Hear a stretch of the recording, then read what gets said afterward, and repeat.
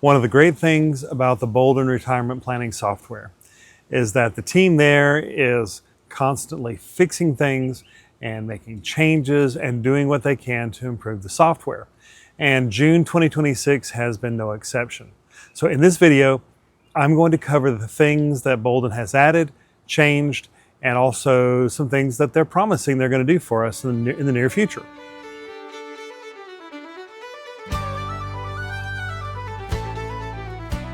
So if you're new here, hi, I'm David.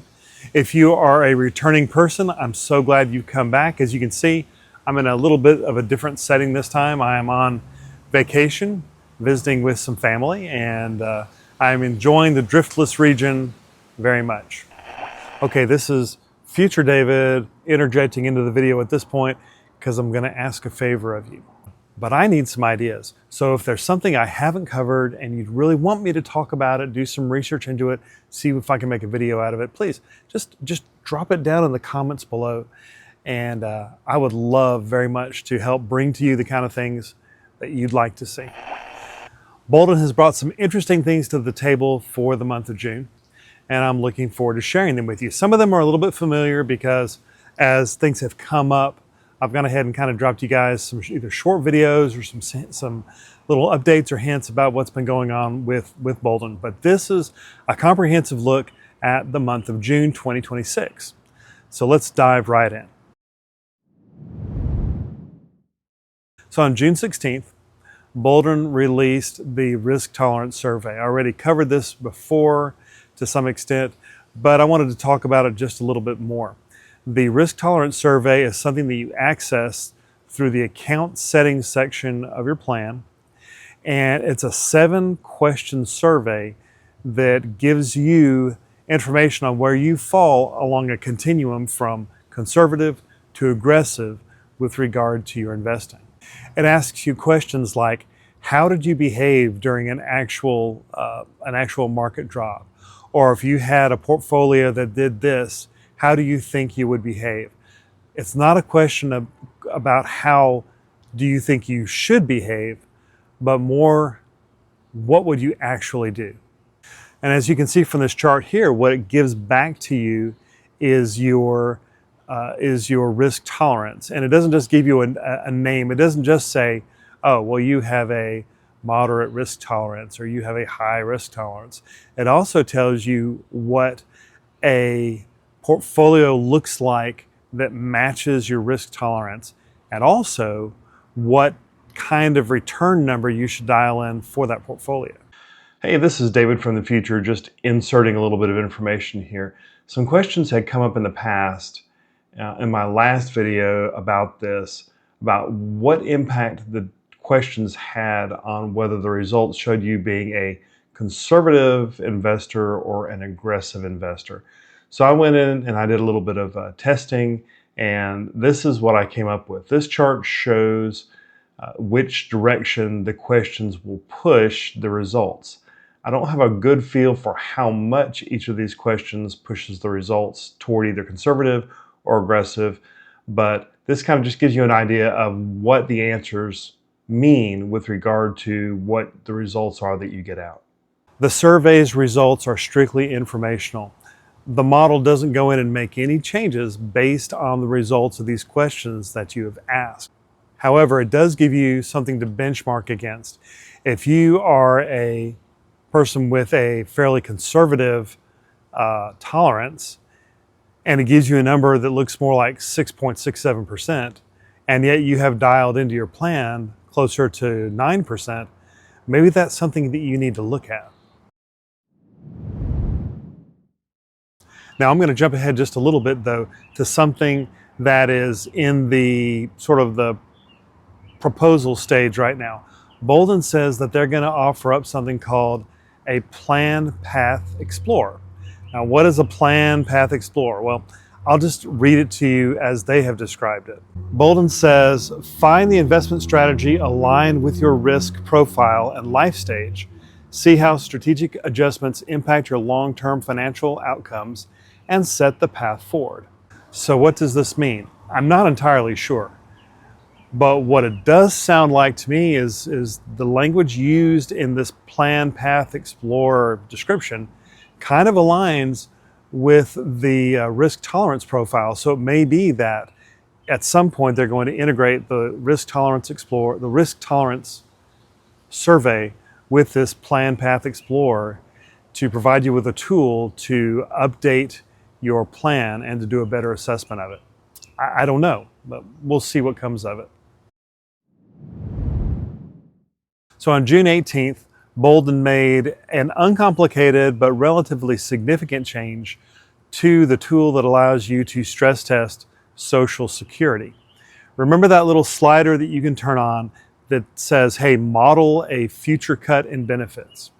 Well, before this change, Boldin, I'm pretty sure what Boldin was doing was they were using a number from the Congressional Budget Office, which said that in 2035, that Social Security benefits would have to be cut by as much as 28%. And so 28% and year 2035 became the default for that Social Security benefit cut.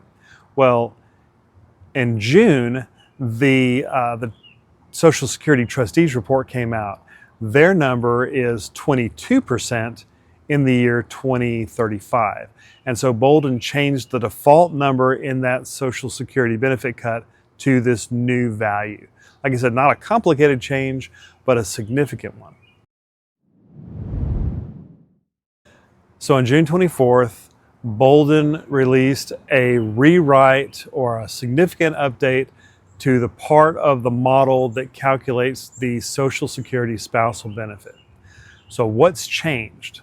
Apparently, there was a bug in the calculation that affected how the spousal benefit was calculated. It had to do with spouses who took their benefits earlier, pre-age 67, but then still qualified for a top-off later on due to the spousal benefit. Boldin was making an error in that calculation. That calculation has now been fixed. So when you go back in and you run your model now, you may see a change in it that is driven by this change to the calculation.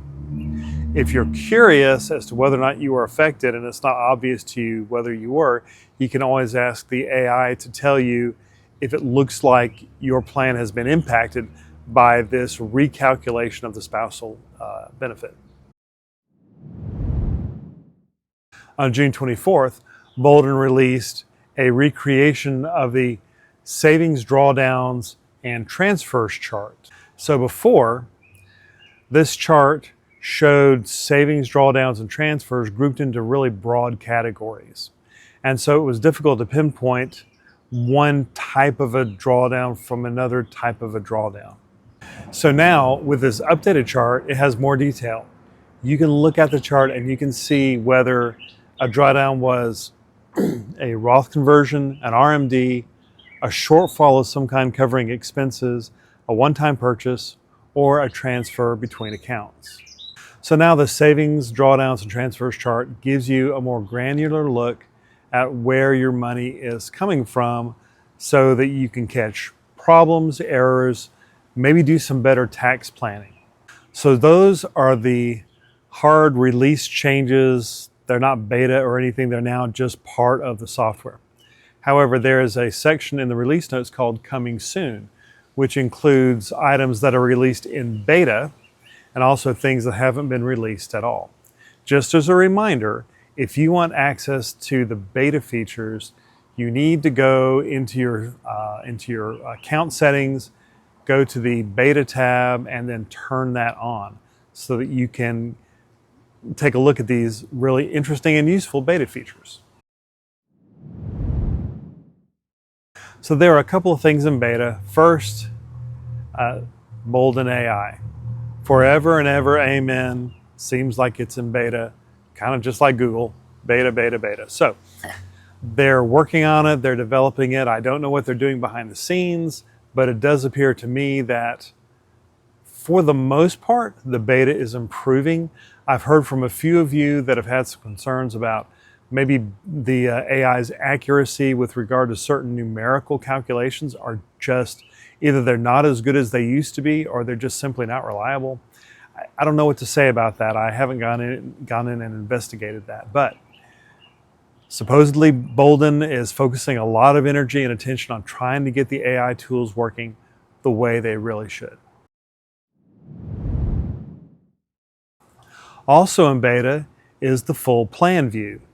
And this is a one-page summary of all of your key inputs and outputs from the plan. If you want to learn more about this, I have a whole video called Full Plan View that you can go and look at and watch to your heart's content. It's a lot longer than I intended and it goes into a lot more detail. But if you want to know more, you can certainly go find that.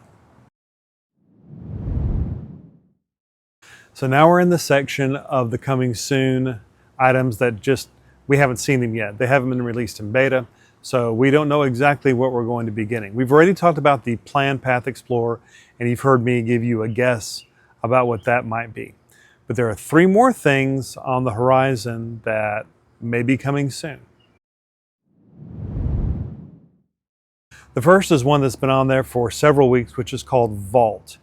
And Boldin describes this as a place where you can securely put financial documents, and then they're there for you to access, and also they're there for the AI to look at and potentially pull information from and expand upon your plan and make it better and more robust. Don't know when that's coming, but that's a really interesting feature. Unless you have lots of concerns about security. And maybe there's a way around that. If we're going to be feeding documents to Boldin and we're worried about security, maybe we should just feed it redacted stuff. The third thing on that list, besides the PlanPath Explorer and the Vault, is something called, I'm going to look at it here, position level holdings. I'm just going to read to you what this says. Improve connections and allow you to see every position you own across all your accounts, connected via statement upload or entered manually. This is pretty exciting to me because right now Boldin is not really good at providing you with granularity with your accounts. You have to either go in and create a whole bunch of different accounts and then separate it in a way that makes sense. Now maybe Boldin is going to give us a way to be able to break up our investments within a single account. Then maybe Boldin will automatically go in and make suggestions to you for what those returns should be for those different accounts. I don't know. But it's really interesting that it says it'll be able to do this through either a connected account, through manual input, or even very exciting, through the ability to be able to read an uploaded PDF or some kind of an uploaded document, and it can just take that and figure it out. So exciting stuff. I'm looking forward to seeing what they bring to us. And the last thing that is in the coming soon section is something called, what is it called? It's called Plan Score. And I will read what Boldin says about that. A persistent score at the top of your planner that tracks plan completeness and coaches you toward the next actions to improve accuracy across 3 stages: build, explore, and refresh. So I'm not really sure what to say about this. Is this a replacement for the plan accuracy metric? Is it a replacement for the coaching tool? Is it something else? Is it a supplement to those? I don't know. But again, it looks interesting. I look forward to seeing what Boldin brings to us that will help us make us better in being able to plan our own finances and our retirement. So that's everything from the coming soon release notes for the month of June 2026. Hope you found this interesting. I hope you got something out of it. And I really hope that some of these tools come to fruition. I also hope that Boldin goes in and makes sure that everything that they already have is working correctly, because sometimes it just seems like it isn't. If you enjoyed this video, please give me a like, a comment. If you haven't already done so, subscribe. I really would appreciate that. And I hope that your retirement is as wonderful and awesome as it can possibly be. So until next time, I hope you take care.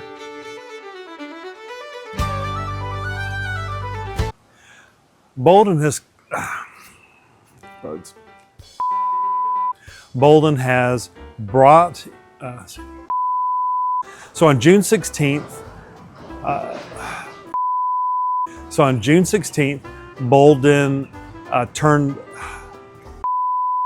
will give back to you as an idea of what your risk tolerance should be.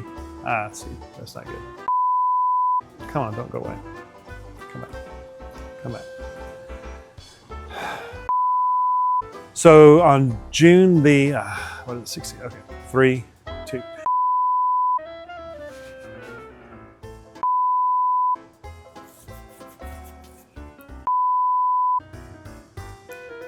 God, it's making me crazy. The risk tolerance survey doesn't make any changes.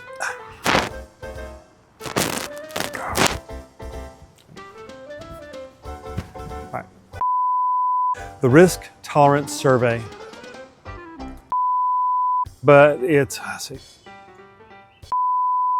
Well, apparently, in transfers, let's see, what are they? Sorry, savings, drawdowns, and transfers chart. Okay. Before this change, this chart, which you can find in the, where is it? What was it called? Nah, I've got to go back and look.